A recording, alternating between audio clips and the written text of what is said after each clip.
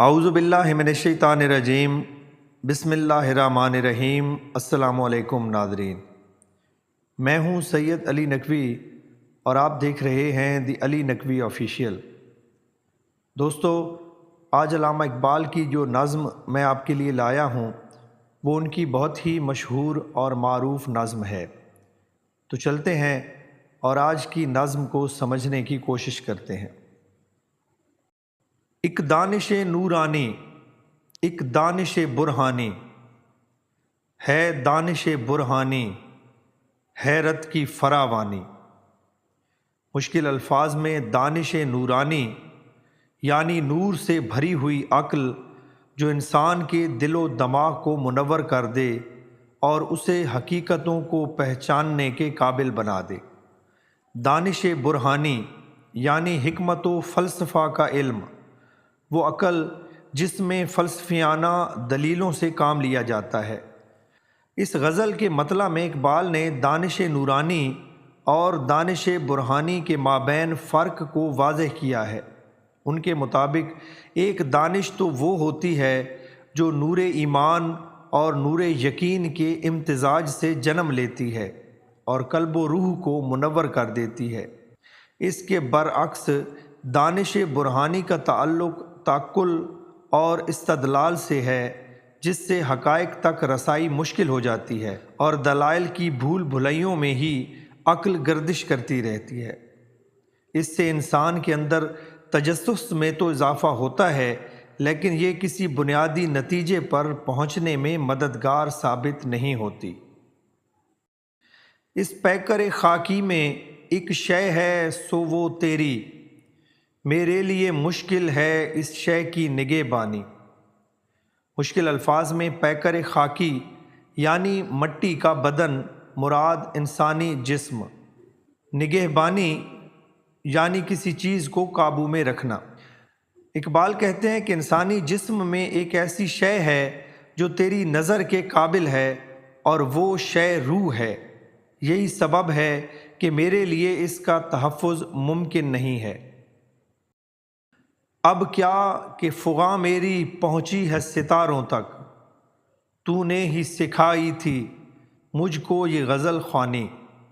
مشکل الفاظ میں فغاں یعنی فریاد، ستاروں تک یعنی آسمان تک، غزل خوانی یعنی غزل پڑھنا یا شاعری کرنا۔ اقبال کہتے ہیں کہ میری آہ و فریاد اب اگر ستاروں تک جا پہنچی ہے تو یہ تو ایک فطری امر ہے، اس میں میرا کیا قصور ہو سکتا ہے، جبکہ شعر کے ذریعے اظہار کا جوہر تو اے خدا تو نے ہی مجھے عطا کیا ہے۔ ہو نقش اگر باطل تکرار سے کیا حاصل، کیا تجھ کو خوش آتی ہے آدم کی یہ ارزانی۔ مشکل الفاظ میں تکرار یعنی جھگڑا، ارزانی یعنی سستا ہونا یا ذلیل ہونا۔ اقبال کہتے ہیں کہ جس طرح انسان فنا و بقا کے مراحل سے گزرتے ہیں، اس سے تو اس امر کا اندازہ ہوتا ہے کہ انسانی وجود ایک نقش باطل کی طرح تھا، جب چاہا اسے تیرے قبضہ قدرت نے ختم کر ڈالا۔ لیکن یہ تو بتا کہ انسان جس کو تو نے خود تخلیق کیا اور فرشتوں سے بھی افضل قرار دیا، پھر اس آسانی سے اس کو فنا کرنے اور اس کی ناقدری کیا خود تیرے لیے باعث مسرت ہے؟ مجھ کو تو سکھا دی ہے افرنگ نے زندیقی، اس دور کے ملا ہیں کیوں ننگے مسلمانی۔ مشکل الفاظ میں زندیقی یعنی ظاہری ایمان یا گمراہی، ننگے مسلمانی یعنی اسلام کو بدنام کرنے والے۔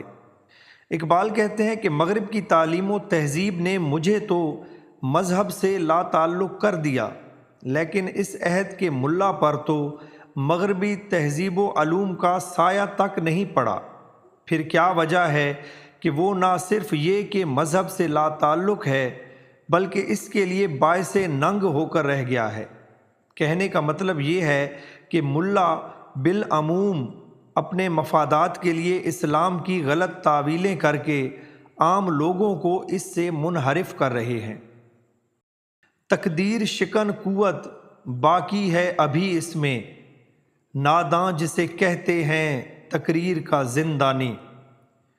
مشکل الفاظ میں تقدیر شکن یعنی تقدیر کو بدلنے والی طاقت، تقریر یعنی باتیں کرنے والی، زندانی یعنی قیدی۔ اقبال کہتے ہیں کہ وہ احمق لوگ ہیں جو انسان کو تقدیر کا پابند سمجھتے ہیں، جبکہ وہ تقدیر کے خلاف جد و جہد کی قوت بھی رکھتا ہے، اور واقع یہ بھی ہے کہ انسان نے اپنی بے ہمتی اور بے عملی کے سبب کسی بھی معاملے کو تقدیر کا نام دے دیا ہے، حالانکہ خدا نے انسان کو وہ قوت بھی عطا کی ہے جو نامساعد حالت کو اپنی مرضی کے مطابق بدل ڈالے۔ تیرے بھی صنم خانے میرے بھی صنم خانے، دونوں کے صنم خاکی دونوں کے صنم فانی۔ مشکل الفاظ میں صنم خانے یعنی بت خانے، صنم یعنی بت، فانی یعنی ختم ہو جانے والے یا فنا ہو جانے والے۔ یہ شعر قدرے الجھا ہوا ہے اور اس کی تشریح یوں تو ایک سے زیادہ ہو سکتی ہے، تاہم صحیح تشریح کے لیے خاصی تگ و دو کی ضرورت ہے۔ چونکہ اس غزل کے باقی اشعار میں اقبال خدائے ذوالجلال سے مخاطب ہیں، لہٰذا شعر کے مطابق یہ کہنا غلط ہوگا کہ جس طرح انسان کے بنائے ہوئے بت مٹی کے ہیں، اسی طرح خدا نے بھی جو بت بنائے ہیں وہ مٹی کے ہیں، اور دو طرح کے بت فنا ہو جانے والے ہیں۔